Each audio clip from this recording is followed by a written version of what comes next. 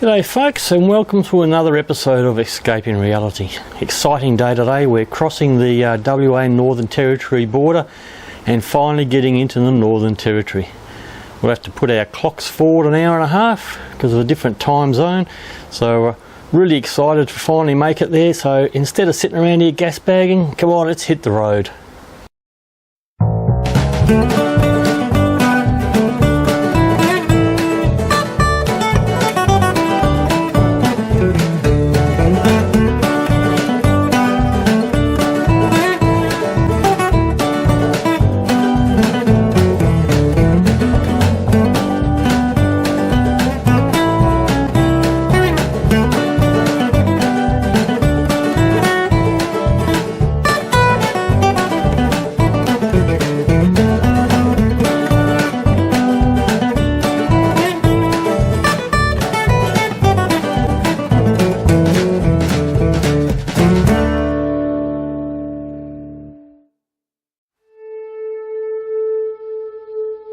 As we leave the caravan park, we should probably say a few words about the park. To be honest, I wasn't quite sure if I'd made the right decision about this park. I made the booking online, and when I tried to ring to confirm the booking, it took a number of times to get anyone on the phone. Even leaving messages on the answering machine couldn't get a return call. But I'm happy to say that after arrival, not getting a call back was the biggest problem. This was a hidden valley caravan park in Kununarra. This park has lots of shade with plenty of green grass everywhere and plenty of room on the sites. Although walking around, a few sites needed a four-wheel drive to get in because of lawn damage. There are a couple of toilet blocks and a nice looking pool area. Yep, I'll be happy to come back here again if I'm ever in the area. G'day folks, from a very warm and humid Kununarra. Been here for a couple of days. We did the Ord River cruise yesterday, and as I expected, absolutely brilliant, amazing it is, really worthwhile doing.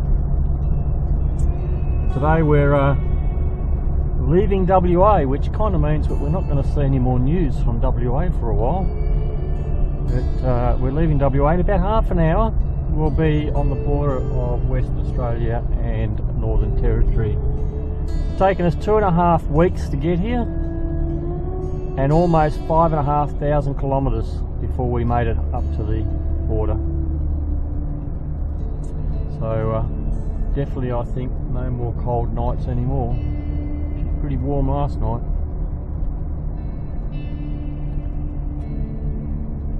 We're just turning onto the Victoria Highway, which is the road we'll take all the way through to Katherine, which will be tomorrow by the time we get there. We're stopping on the side of the road tonight, not sure where. In theory, we're only doing about 400 kilometres today. We'll see how we go for time, and when we get to the overnight spot, if it's free and empty, we'll probably pull in. If not, we've got a couple of other ones further along that we could still use. The only trouble is stopping early today means we've got more to do tomorrow. So, and tomorrow we get into Darwin. So we just got to be careful that we don't sort of end up going too short today and being too long for tomorrow. Anyway, enjoy the scenery, I guess.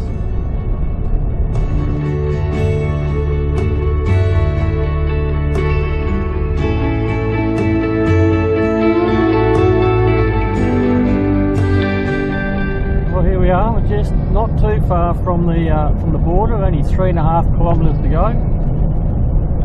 A little bit of useless information for you.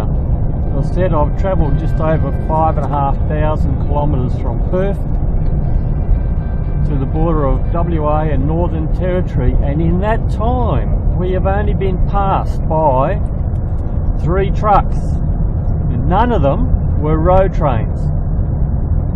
So if you're somebody that's a little bit not too keen on doing this trip because you're worried about the trucks, there you go. See, not really an issue because, like I said, I've only had 3 trucks go past me And I'll admit that that's a bit unusual. I was expecting a lot more, and I'm surprised to get this far without having any trucks. But yep, all I can say is get out and do it. 2.5 kilometres to the border. This is why we're only doing a short driving day today, because as soon as we cross the border we lose an hour and a half of driving, because we have to put our clocks, is it back or forward? Forward. We have to put our clocks forward 1.5 hours. So it's currently 9:15. So as soon as we cross the border, it'll be 10:45. Another interesting thing to note is when you're travelling from Western Australia to Northern Territory, you don't have to worry about your fruit and stuff like that. It's when you're coming back in again. Although there is a sign here now that says don't want those citrus in there, but we haven't got any citrus, so we're all good anyway. But they don't check you or anything. Well, at least they haven't in the past, unless they've changed their mind the way they do things. But definitely when you're coming back into WA, you cannot bring fruit or anything at all. And they'll go through your caravan, through your car, and check to make sure.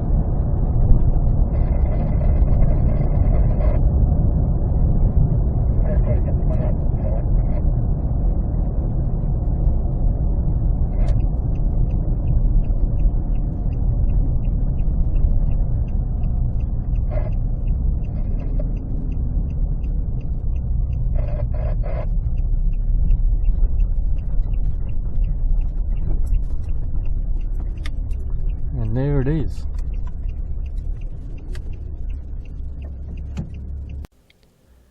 And of course, when crossing borders, there's got to be a law somewhere that says you have to get out and get a photo of it.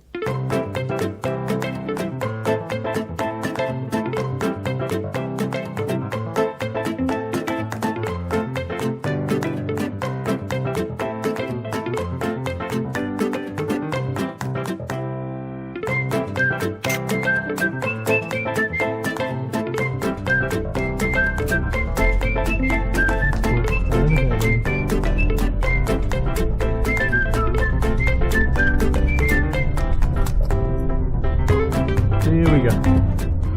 Welcome to the Northern Territory. Well, we can now say this is the furthest into the Northern Territory you've ever been.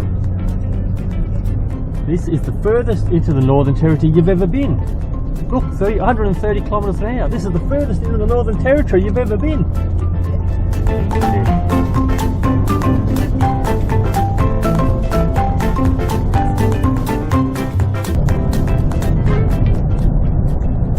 These roads here in the Northern Territory are plain and shocking.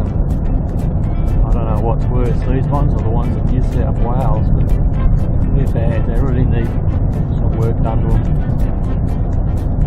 Out here to the left and to the right, there are huge stations. And some of these stations out here are bigger than some of the countries in Europe. You know, they get on a plane to fly to Coles to go buy their shopping. You know, it takes them 2 hours to drive down the driveway to go and check the mailbox, kind of thing. They're huge stations. Now they've all got cattle out here, big cattle region through here. Like I said a few days back, they do a lot of cattle exporting out of the top end up here. These ones here would probably go back into Darwin, I would think, and get exported out of there. And when it came time to muster the cattle, they, in the old days, used to go out and have to find them and bring them all back and all that sort of thing. Well, they've gotten a bit smart these days. Throughout their properties, they have bores with troughs so that they can water the cattle when there's no water around. So coming into this kind of the year, the natural water sources that are laying around the place that the cattle know about are starting to dry up.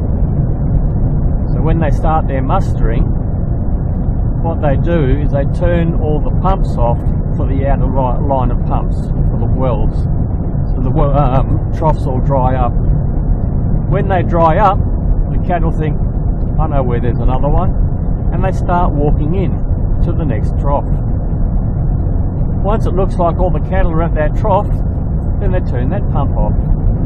When that water runs out, then the cattle think, oh, I know where there's another trough, and then they walk in a bit further. And they do this until they get into the point where then they know where most of the cattle all are.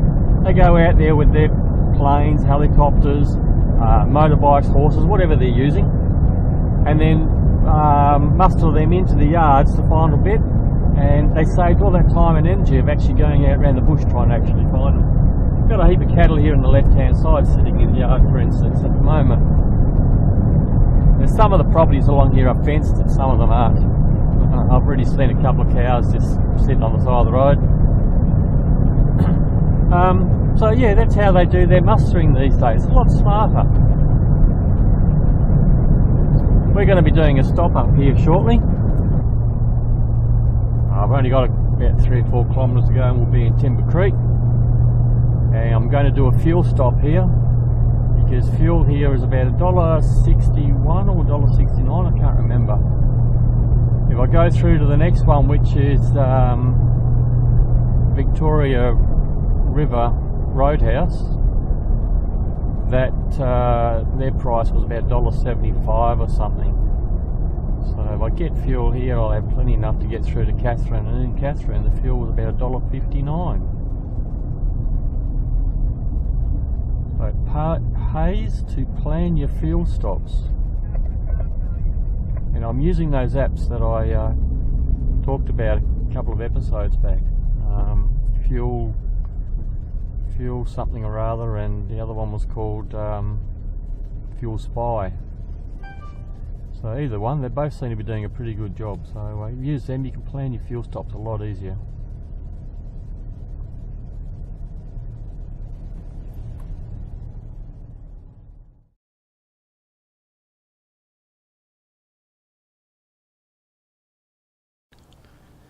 Timber Creek is a few hours into the Northern Territory, and with the time change puts it in a good place for lunch. There are 2 places where you can get fuel from, so if the queue is a bit long at the Puma, then try moving down to the United Garage. The Puma has a good selection of takeaway meals if you need it.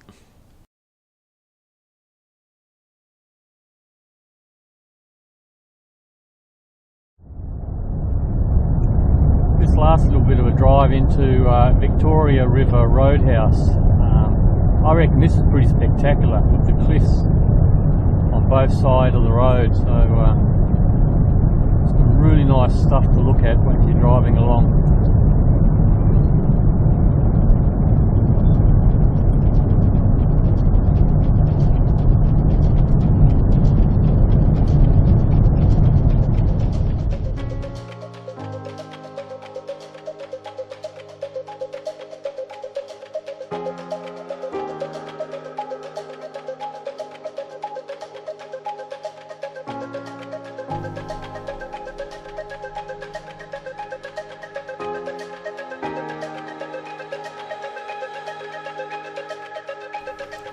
The roadhouse takes its name from the nearby Victoria River.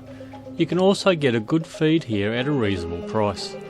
And like most roadhouses, they also have a caravan park attached. Spend a couple of days here and you can take some day trips out to see some of the amazing gorges cut into the rock by the river. And even take some of the 4-wheel drive tracks in the area. Just make sure you're properly prepared before heading bush. Just stopped here at the Victoria River Roadhouse for a minute. I'm just walking down the old original road, what's left of it. Going down to the river down here, we'll get a bit of an idea of how big this river is. Now we're in the dry season now, so there'll be some water down here I'm sure. But during the wet season, the water that comes through here is so high that this road would regularly be closed, and closed for quite a long time, because the water would be right over the top of the bridge. And to solve that problem, they built a new bridge. The bridge had to be built high enough not to be affected by floodwater and strong enough to remain standing with a 20-metre wall of water passing under it.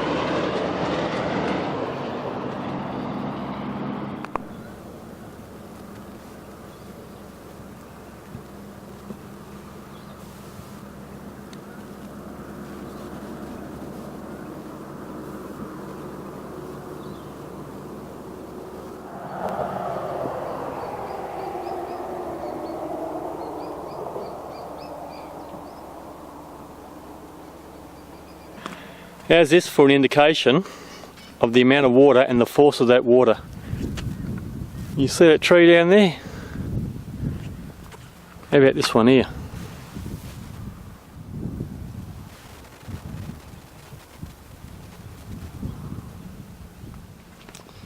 Well, there you go. Blake was just telling me apparently this bridge has been 6 metres underneath the water, and even the top one has been flooded as well. So that's an amazing amount of water coming down through the river there. The river's about 800 kilometres long from the Timor Sea out there all the way up to out Alice Springs direction it goes. So it's a huge river. As I said, largest river in Northern Territory.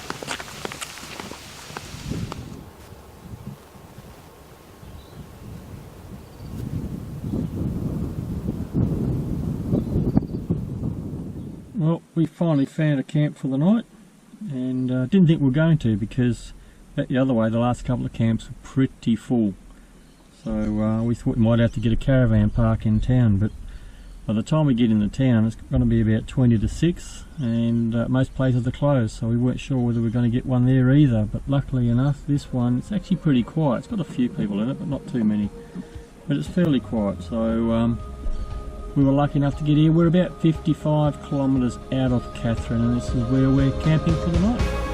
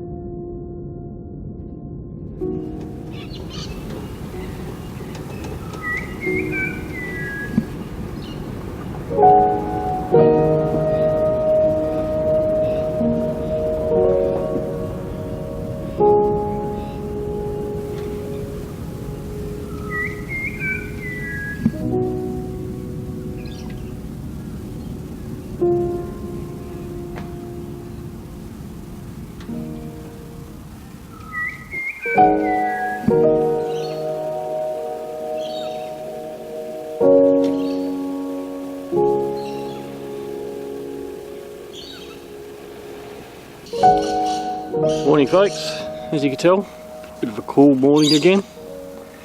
So I always like to do a bit of a check on the vehicle before I actually leave, make sure everything's good. The mirrors are all nice and tight, don't want to lose them.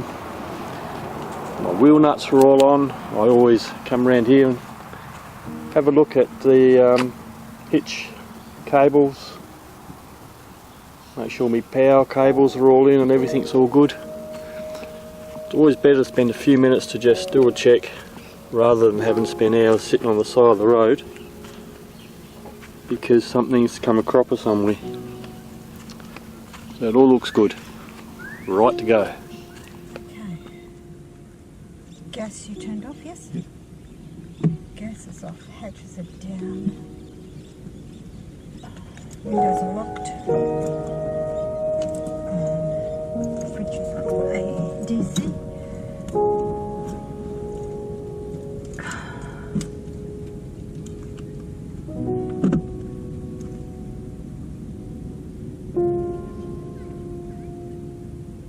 Mats away, hoses away. Think of anything else? No? Alrighty. Am I right to go? You know, the thing about these caravan, or these overnight stops, is, I mean, they're great. This one's not bad, it's got stainless steel dunny, and yeah, wash trough, not that there's any water or anything for it, but they're 70 kilometres apart. And like in the case of the other one we went past, it was full. So I think that this was 45 kilometres apart before we got to this one. With the amount of people travelling on the road, I reckon they probably need to start putting more of these in and closer together. Because if you're heading the other way, like I said, 70 kilometres away, and that's closed, the next one's a long way away. Well, not closed, but if it's full, the next one's a long way away. There was a stop for a national park, but you know, that was fairly full too. And I mean, yeah, okay, it's a national park, but when we drove past and had a look at it, well, it was really no different to what we've got here. But up there you've got to pay $6.60 or something a night per person, but you're getting the exact same facilities. So, you know, I think they need to start putting more of these in to cater for the fact that there's more people on the road and more people wanting to free camp.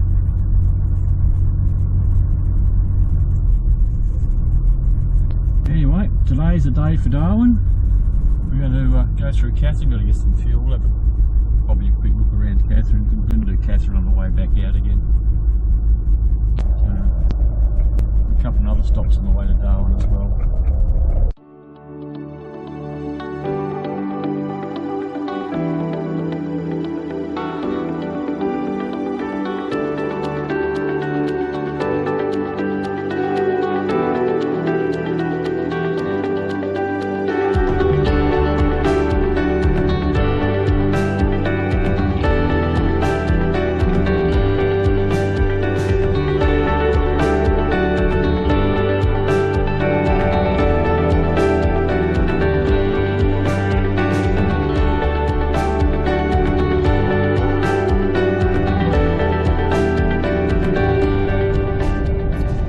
Coming into Catherine now, just on the outskirts. A little bit quickly about Catherine. The reason why it was here was because John McDowell Stewart, he came up this way doing the telegraph line, finding a route for the telegraph line, and as he came up through different places, he named different places after family members of the person in South Australia that was actually paying for a lot of the expense of the actual expedition to get the telegraph line in. Now, he named this place Catherine after supposedly his daughter. His daughter's name was Catherine. But it was a bit of a screw up there because his daughter's name was Catherine with a C, but his wife was Catherine with a K. So he says he named it after his daughter, but he spelt it after his wife, so a bit of a screw up.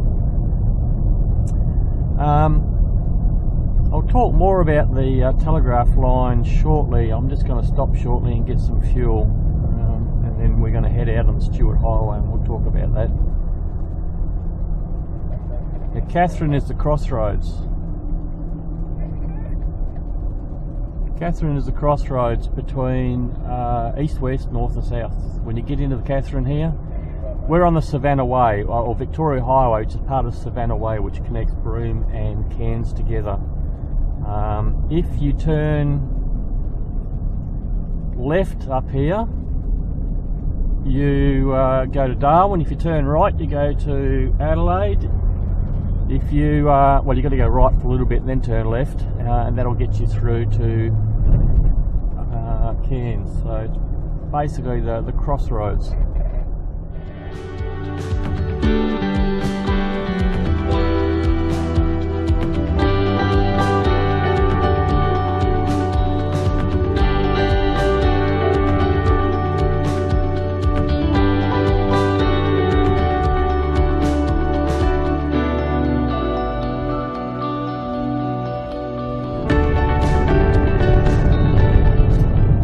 I gotta love those fuel prices in Katherine. $1.54 for a litre for diesel.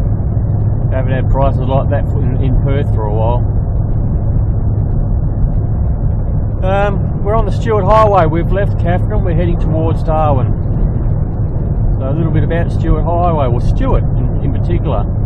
The Stewart Highway was named after John McDowell Stewart. As I said, he was the first person to find a route to the top end of Darwin for a telegraph line. England had put a telegraph line in to Java, and they thought in Australia it'd be really good if we had that as well, because it would take months for us to get any kind of information from Mother England, I suppose you call it back in those days. Because it all had to come by boat. By the time it got here, it was well and truly very old. So when the telegraph line got into Java, they thought we need to connect into that. Now both South Australia and Victoria both figured whoever had the telegraph line would be in a really good position in Australia. So they had a race on.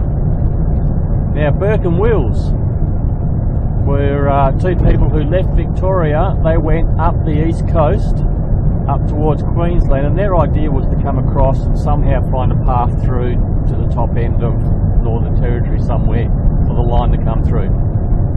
John McDowell Stewart had already done several trips in this direction out of South Australia, out of Adelaide. And he had already pre-planned in his other trips a possible route for a future telegraph line. So he was a forward thinker, that bloke. So he plotted his way north, and eventually he wasn't too far off of death by the time he finally got through to the top end. But he finally found a route through to Darwin. Well, it wasn't Darwin, it was just nothing. He finally found a way through to run the telegraph line. Burke and Wills, on the other hand, they never made it. They perished somewhere in Queensland, I think. Queensland, Northern Territory somewhere, lack of water and all the rest of the sort of thing. And don't get me wrong, Stewart only just barely made it back to South Australia. Just about every expedition he did, he just barely ever made it back.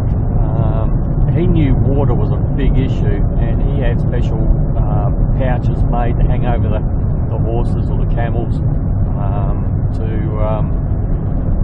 carry extra water and things like that. So he was a little bit better prepared. But anyway, he got the line through for the telegraph line. South Australia won the race, and all information would then go through South Australia before it would go through anywhere else. Eventually, because that line, the Darwin, kept breaking all the time, having to be repaired, they ended up running this line through to Broome and came across in Cable Beach. That's why it's called Cable Beach. and then from there it ran down to Perth, and that was the connection through that way. So that's why the Stewart Highway is called Stewart Highway.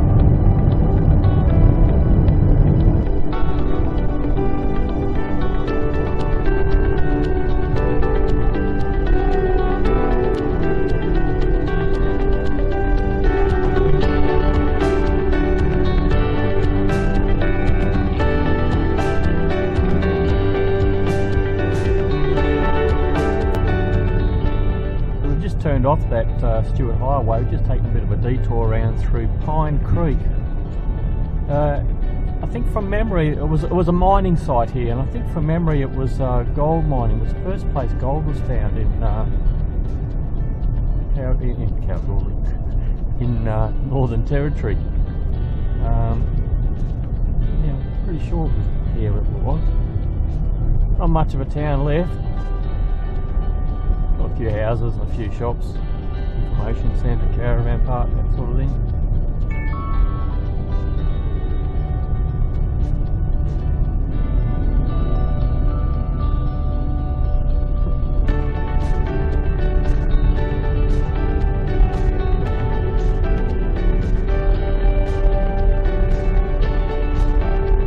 Caravan convention apparently.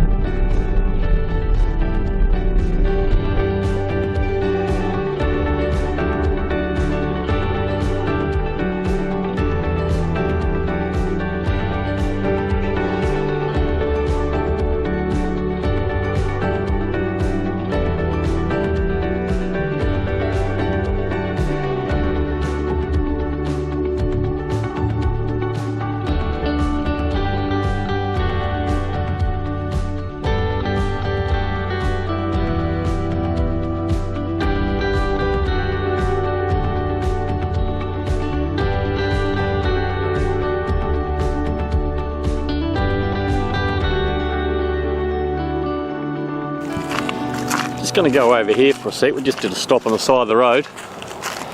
When we were going through Exmouth, we had a look at some termite mounds. You know, very dark, very big termite mounds, and it's dark because of the kind of soil that they are in. Well, we've got some other ones here. These ones here, they a lot of people call them magnetic termite mounds, and it's actually got nothing to do with it being magnetic at all, really. What it is because it's stinking hot up here. So this is how the ants actually go about cooling down the mound. You can see it's sort of, can you see it? Yeah, you can. You can see sort of here it's got that sort of flatness to it. So rather than building big and round like they did in Exmouth, here they build these little waves in here, like that, and it helps to have the air getting around the mound and keeps the temperature a lot cooler. Now some of them, you see, they're quite flat, and the reason why they build them that way is because they're trying to keep the thin profile to where the sun is. So that, because if it was flat across the front and the sun was shining on it, the whole mound would get really, really, really hot. But if it's got a flat profile, the side profile to it, it's not very wide, so then there's not a lot of sun getting to it, so it doesn't get so hot, and it helps to keep that mound as cold as well. So it's just their way of controlling temperature.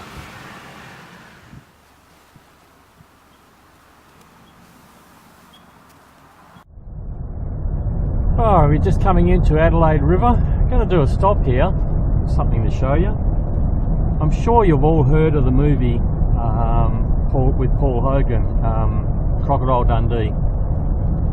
Remember in that movie at one point where he's standing on the road and he's got that buffalo in front of him and he's doing this sort of business to him? Well, originally that buffalo was actually here at this hotel that's in here. And he died some time ago. So what they did, because he was a bit of a tourist attraction, what they did is they stuffed him and put him up on the bar. But the problem was his horns were too long to be able to fit on the bar but not hit the roof. And they thought if they cut his horns off, well, I mean, that was sort of part of him. So what they did is they made his legs shorter so he'd fit on the bar. But I'll show you when we come in there. The bar is in the tavern behind the BP.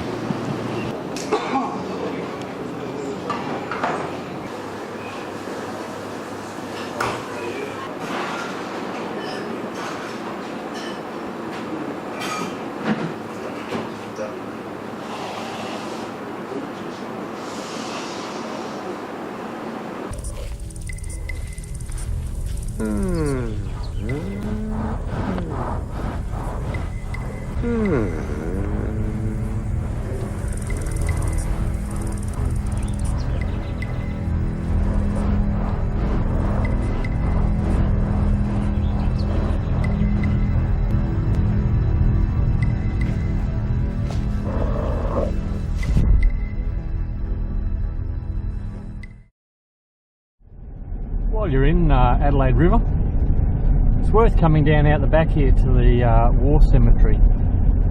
It's got a lot of people that were buried in it from after the bombing of Darwin and the surrounding areas, and it fell into a pretty bad state of repair until eventually the Commonwealth War or Graves Commission, whatever they're called, took it over and cleaned it up and made it look a lot nicer now. So not a bad little spot to come and have a bit of a look around, and it's the only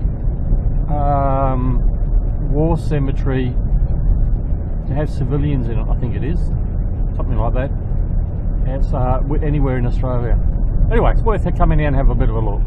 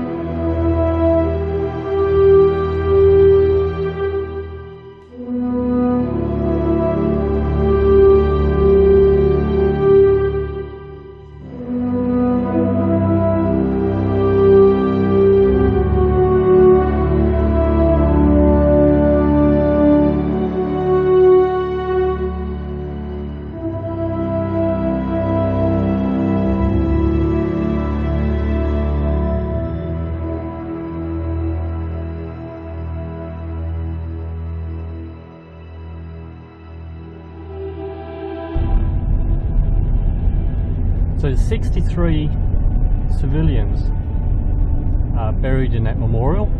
They're probably in the section next to it, because the grass section with the plants all around it is the military section, and there's another little bit next to it, which is probably where the civilian part of it is. But it's all maintained by the Commonwealth Graves Commission. We'll hear a lot more about the bombing of Darwin while we're in Darwin, because Darwin was the first place to be bombed at 68 different bombings, I think it was. during the time period, over about 8 months, 10 months. The Japanese came and bombed Darwin. There was more bombs dropped on Darwin than what was dropped at Pearl Harbor. But it wasn't just Darwin, it was all the way down here, as far as Catherine. Catherine was even bombed. All the way over to Broome, and as far south as Exmouth, which I mentioned when we were there, I think. And around through the Townsville as well. And as I said, it wasn't because they were looking at invading the place. It was merely the fact that they were trying to get rid of any air bases that it would be possible for the Americans to be able to launch a counter-attack against the Japanese that were in the south of Asia. I'll do another stop up here shortly at another little interesting site as well.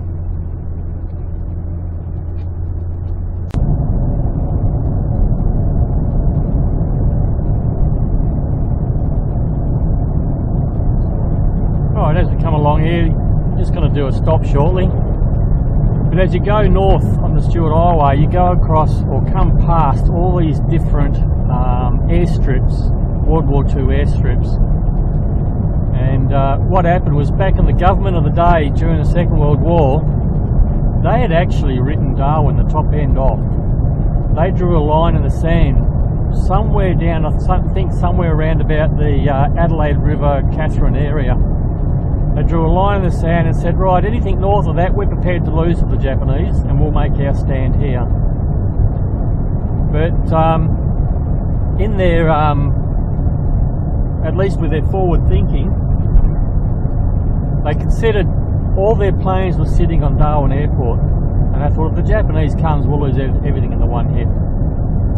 So what they did was they shifted their planes further south and put them all on little airstrips spread throughout the southern part here, mostly to the left of us as we're heading towards Darwin. So what they did was they had built little airfields next to the Stuart Highway. And the idea was they would park their planes under the trees and the bush and put camouflage over the top of them, but use the highway as an actual airstrip. That way, when you're flying over the top, it just looked like a highway. You didn't know there were planes out there. And these airstrips were sort of 10-15 minutes flying time out of Darwin, so they weren't too far away. And the first planes of our planes that got into Darwin when it was being bombed came from these strips. They had different types of strips, different types of planes parked in this area. We're going to do a stop up here at Strauss's airstrip, which has some good information, and we'll have a look at that there.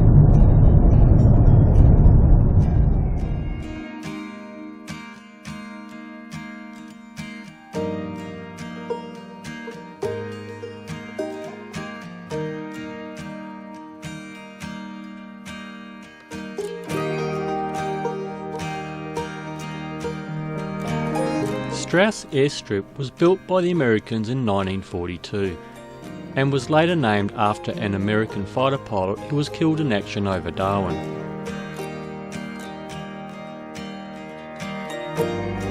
The facilities that were here included a 1.5 kilometre long runway, as well as numerous huts, tents and aircraft parking bays.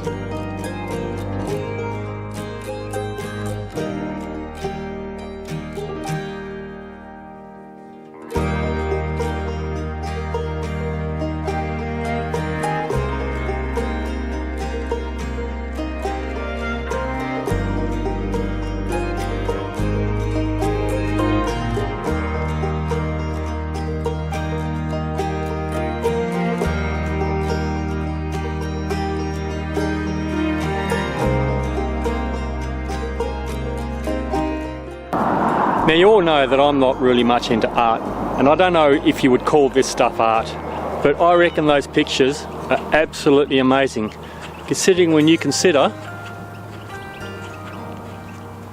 that's a flat piece of board. Done a pretty good job on that, I reckon.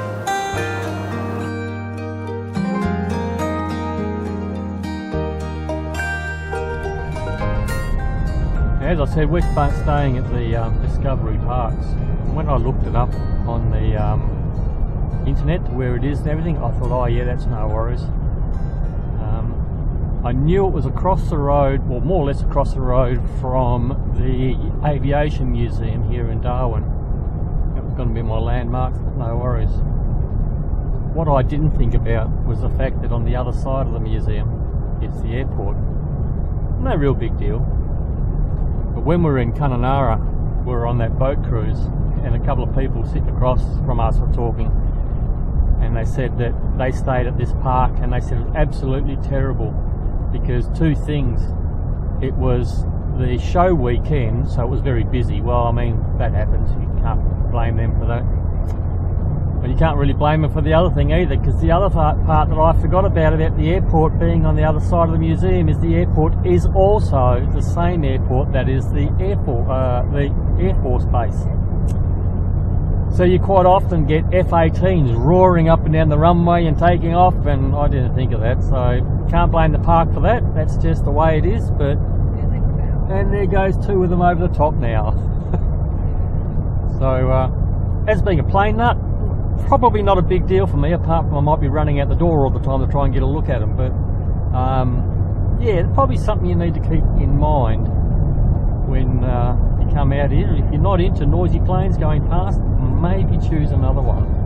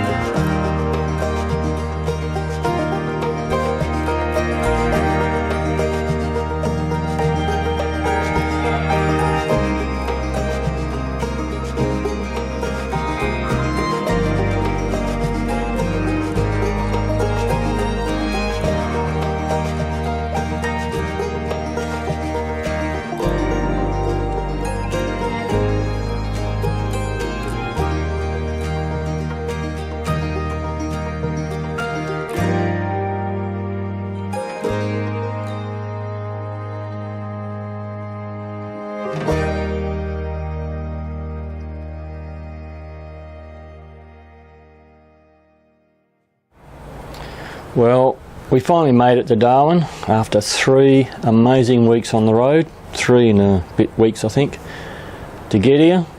We've seen some amazing stuff and we've still got a lot more to do.